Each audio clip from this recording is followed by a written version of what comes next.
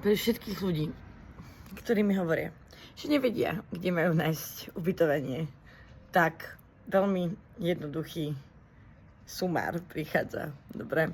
Odporúčam používať Airbnb. Airbnb je stránka, volá sa to, že Airbnb, akože bed and breakfast, ale skoro nikto tam neponúka raňajky. Je to úplne jedno, lebo si môžeš prenajať celý byt, alebo si môžeš prenajať len izbu v rámci toho bytu. Je to super. Keď mi hovoríš, že Vanessa, ale ja neviem jazyk, ten vôbec nepotrebuješ. Ja neviem po španielsky. Teta tu, u ktorej bývam, vie po španielsky. A dorozumeli sme sa. Airbnb ti dokonca dáva takú možnosť, že ti prekladá tvoj text. Takže ty môžeš písať ešte aj po slovensky a ono to preloží tomu hostiteľovi do jeho jazyka.